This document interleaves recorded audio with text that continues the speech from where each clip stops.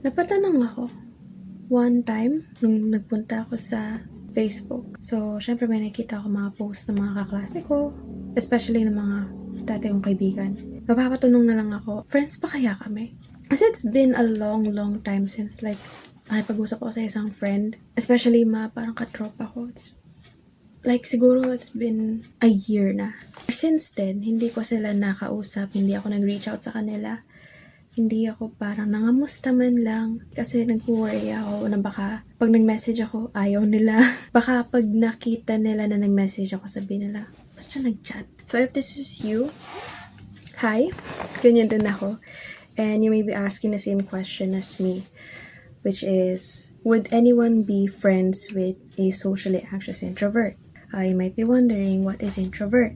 An introvert is someone who recharges their energy by being alone or in calm environments rather than social interactions.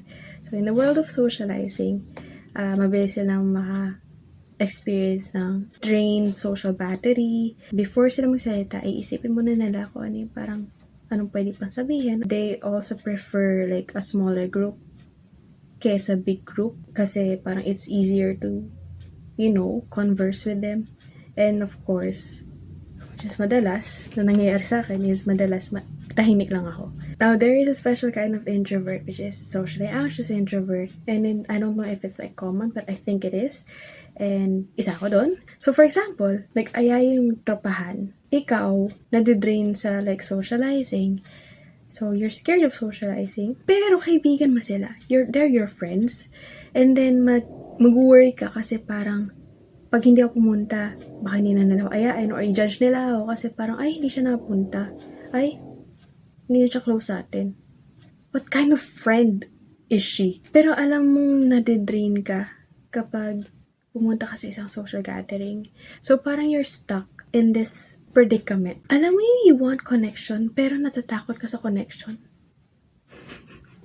No, hindi siya in a relationship. Ako kasi, when in gatherings, usually tahimik ako. And then, hindi ako yung tipong tao na mag-a-approach. Most of the time, sila yung nag-a-approach. And then, that's the only time na may kapag-usap ako. Kasi may nag-approach sa akin. I am so bad sa pag-maintain or pag-continue na isang conversation. Kasi may times na hindi ko alam sasabihin. I don't know kung ma-offend ba siya sa sinabi ko or sa sasabihin ko. And then if I did say something, para may naitanong sa kanya, or nakwento ko sa kanya, and then they show no reaction, or parang yung reaction is hindi yung, I don't know, expected or pleasant, ganun.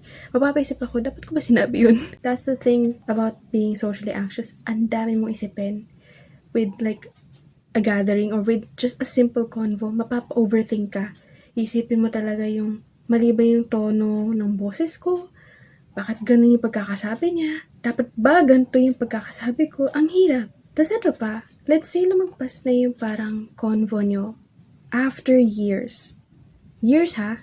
Hindi lang months, hindi lang days. Kasi kahit mga usapan namin back in 2019 ganun, iniisip ko pa rin yun. Ano kaya iniisip niyo sinabi ko yun? Dapat ko ba sinabi yun? Hala, baka na-offend siya sa sinabi ko. Hanggang ngayon, iniisip ko pa rin siya. Nakaka-stress. And it causes unnecessary stress even though na parang wala na eh. Baka naman hindi na iniisip yun, di ba?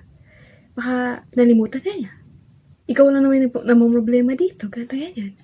Pero, you just can't help na isipin what they think about the conversation, what they think about me. And that gives you so much anxiety, diba? So, yun na nga, socially anxious ka. Ang tendency, nagiging insecure ka. And then, if there are social gatherings in the future, you tend to avoid them. You know na it drains you, so, di ka pupunta. Let's go back to the question, diba? Sinabi natin, would you consider a socially anxious person a friend? Now, what is a friend? A friend is someone you have a personal bond with. So, you have a connection with this someone. So, if you trust this person or you enjoy hanging out with them, and then they support you, they love you, they care for you, they're considered a friend. Now, definition of friend is iba-iba. It might be different for me, it might be different for you. Kasi wala naman talagang specific definition. Or may parang sari-sari tayong standards of what is it like to be a friend, or parang how could you be my friend? There are people who say na you're a friend if constantly nakikipag-usap ka sa akin. If you're not constantly in communication with me, then you're not a friend. Dito nagsastruggle yung mga socially anxious na introverts. I just wanna ask a few like questions, ganon. Am I still a friend if I never text first? Am I still a friend if I just all of a sudden disappear? Am I still a friend if I don't invite you for a hangout? Hindi ako nag-aya. Am I still a friend if tahimik ako? Am I still a friend if hindi ako tumatawag or if you call me, hindi ako sumasagot? So, hindi ka na nga outgoing to begin with, tapos socially anxious ka pa. Lalo ka mahirapang makipag-communicate, diba? Lalo ka lang mahirapang makipag-connect. As a socially anxious person, nakakatakot kayong mag-start ng convo to the point na wag na lang, tahimik na lang dito. I'm just worried kasi baka merong mga tao na consider this as like red flag. Ang friends ba kailangan ng constant communication? Pag ba nawalan ng communication, hindi na kayo friends? I don't think so. Kasi for me, I wouldn't consider you as a friend if hindi na aligned yung goals natin or you did something bad against me. Kunwari, may kasalanan ka sa akin. That's the time na I wouldn't consider you as a friend. Pero hindi dahil hindi na tayo nag-uusap. At least for me. And I think sa ibang tao din. Kasi may mga ibang tao din naman na parang hindi lang sila nag-uusap pero they still consider their friends, ganun, diba? I think kailangan na natin maghanap ng mga tao na parang makakaintindi sa atin, which is mahirap. I guess I'm grateful kasi syempre kilala na ako as like introvert, tahimik. And etong group of friends ko, back then, wala lang, natutuwa lang ako pag every time na ina-encourage nila ako na uy, dumadaldal ka. Parang keep doing that, ganun. I found my friends or I found these people na naiintindihan ako and then they're encouraging me to like step out of my comfort zone. That's the definition of friend, diba? Yun lang, nag-worry lang ako kasi parang baka nag-expect sila na mag-reach out ako sa kanila. Ang parang nangyayari na sa akin is, eto, kunwari example, like birthdays. Kasi parang nag-worry ako kasi nalilimutan ko yung birthdays nila. Hindi ko sila nababate. And then, napaisip ako, wala rin naman sa kanila bumabati sa akin every birthday ko. So, that just happens naturally. And I think it happens to a lot of people na, yun nga, nalilimutan yung birthdays. Now, if you're this kind of person na parang nagtatampo kasi nalimutan yung birthday mo, like reach out siguro. I don't know if dapat mo sabihin, pero siguro if those are your needs, ganun. Siguro sabihin mo sa kanya, i-communicate mo sa kanya na parang, I just think na parang nawala yung communication natin kasi parang dati, binabati mo ko, ngayon hindi na, parang I'm just scared na baka wala na yung friendship natin or hindi na tayo close, ganun. So, I don't know, parang kausapin mo lang. Kaya mahiya.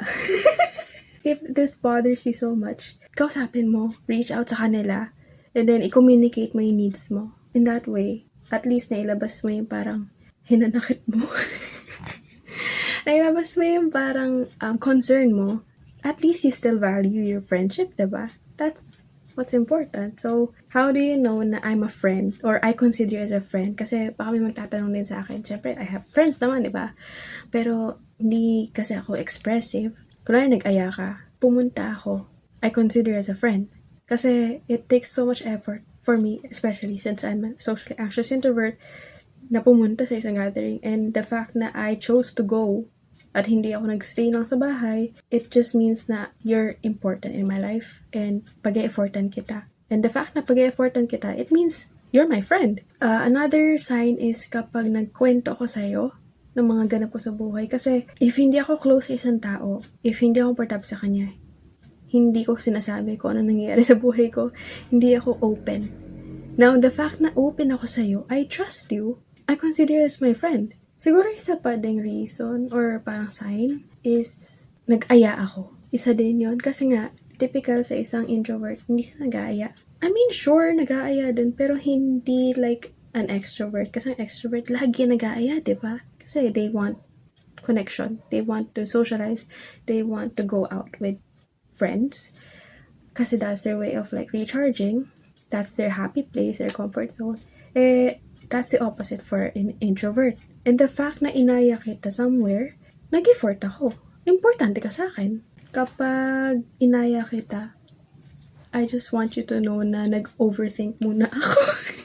Baka ayaw mo. Baka isipin mo na pag nag-reach out ako sa'yo, baka may kailangan lang ako. Alam mo yun? Di ba may mga cases na hindi naman kayo close, pero biglang nag-reach out sa'yo yung tao kasi mangungutang. Baka may favor lang, di ba? Or like bored lang, which is red flag. Especially since hindi tayo close, tapos bigla kang may favor sa akin. I just worry lang kasi I'm not this type of person na nag-reach out.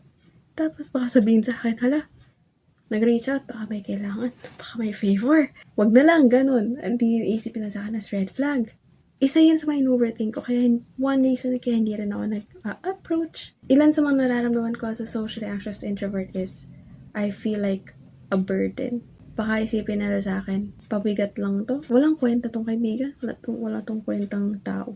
Hindi siya nag-open up, hindi siya nakikipag-usap, hindi siya tumatawag, hindi siya nag-i-invite for hangout. Kunwari, let's say there's this friend na nag-post na pumasa siya ng board exam. And then nakita mo na hindi siya nag-comment or nag-chat ng, hi, congrats, ganon. And then you would think na, oh no, hindi na ako may friends. Ay, nagtatampo na ako, hindi siya bumati sa akin. Paano kung hindi lang siya active sa social media? Pero kasi para sabihin nila, kung totoo kang friend, dapat tanda mo yung birthday ko. Dapat alam mo na nag-board exam ako, ganon. Nakaka-stress lang. Nasa-stress lang talaga ako. Pero yun nga, I feel like I'm a burden na parang hindi ko deserve na magkaroon ng friends kasi nga hindi ako ganito, hindi ako palalabas, hindi ako pala invite na tara, labas tayo, ganun. Natatakot din ako na parang masyadong tahimik. Pero hindi ko alam kung ano sasabihin ko. Hindi ko alam paano mag-reach out. Anong gagawin ko? Tapos, eto pa. What if may ina-expect sila sa'yo? Ina-expect nila na mag-reach out ka. Hindi mo alam paano mag-reach out. So, hindi ka nag-reach out. Ngayon, dahil hindi ka nag-reach out, galit na siya sa'yo. Kasi, ina-expect niya na kaibigan ko to, dapat mag-reach out to sa akin. Tapos ngayon, wala na, mag-away na kayo. Ganun. Mahirap! Nangihingil ako.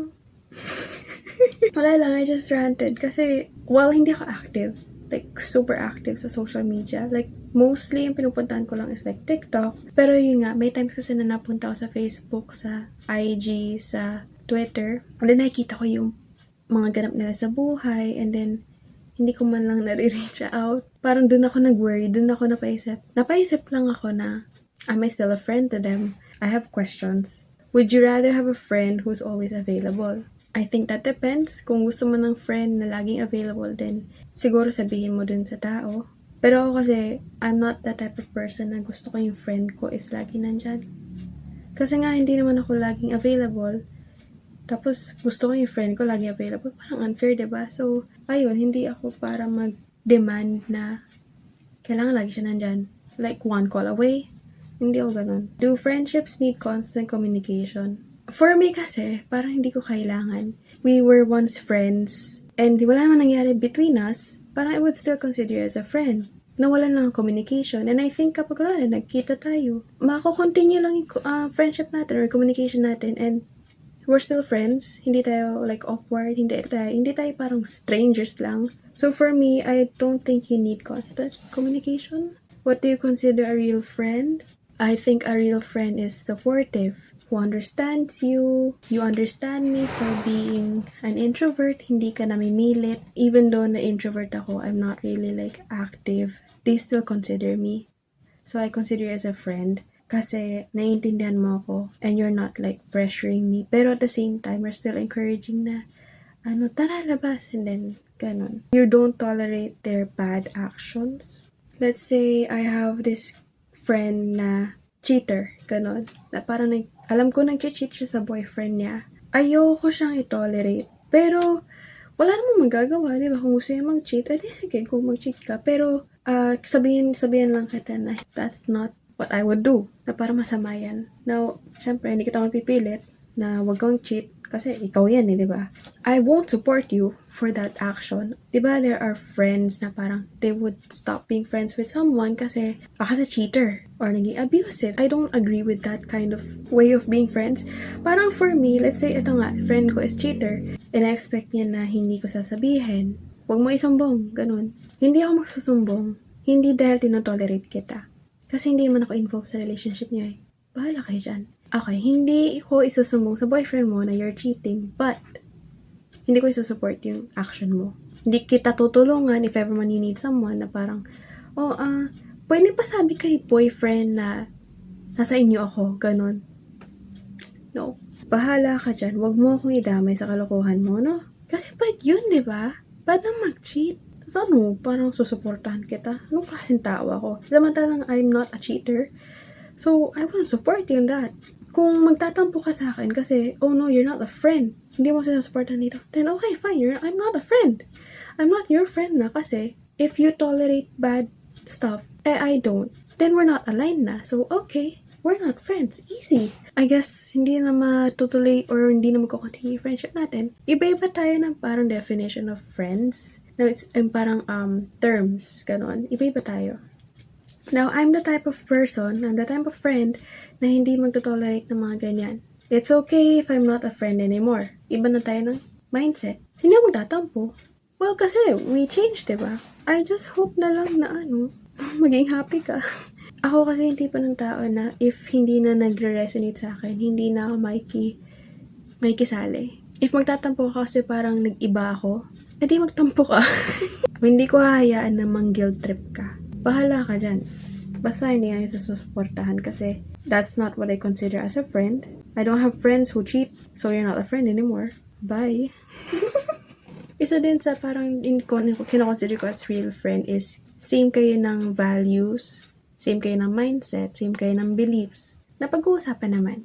If you both have contrasting mindsets, pag-usapan nyo, mag-compromise kayo. And if you did compromise, then maybe there's a reason for your friendship to continue. Pero kung hindi niyo na kaya compromise, then I guess you tried, diba? Na makipag-friend sa kanya. Mahirap ba makipag-friend sa mga tahimik? Na, eto, especially for me, na-curious ako kasi, diba tahimik ako, sobra. And then I'm wondering, bakit parang wala akong friends? Hindi, parang for me, yun nga, tahimik kasi ako. Makapaisip ako, ano kaya itong mga kaibigan ko? Ano kaya iniisip sa akin? Mahirap ba akong kaibiganin? Ganon. Napapaisip ako minsan ng ganon. I can't say eh. Hindi ko alam. Parang, kasi I'm a quiet person. Paano kung masasagot? Ako ngayon si eh. Ano ba? Siguro baka mapatanong yung mga tao sa mga tulad natin na socially anxious introverts. Paano ba makipag-friend sa inyo? It's all about communicating. Kasi syempre, iba-iba kasi tayo ng standards, iba-iba tayo ng parang needs. So, you ask them, parang ano yung needs nila. The nicest thing you can do for a socially anxious introvert is for you to see them or for you to notice them. To accept them for who they are and encourage them as well to, step out of comfort zone, to encourage them na makipag-hang out, yung kapag ginawa nila to. Simple, I'm proud of you for doing that. Kasi I know na it's not in your forte, pero the fact na you did it, you are so brave. And I'm so proud of you for taking the leap. Ganon. Kahit simpleng words na ganon, that is very important and appreciated na isang socially anxious introvert. Kasi, mapapaisip yung socially anxious introvert, oh, so I'm a friend. Kasi, they value me. Ganon. So, parang importante kasi sa isang socially anxious introvert is mapansin sila ng isang tao, ng isang friend. And yung parang, you are assuring them na you're still friends and tanggap mo sila, parang that's enough. So yun, those are my thoughts about socially anxious introverts and friendship. If you're a socially anxious introvert like me, I hope I was able to express your thoughts. For those who are friends with a socially anxious introvert, I hope na parang naintindihan niyo yung parang perspective namin and that made you realize na, oh, ganito pala. I'll make it up for them.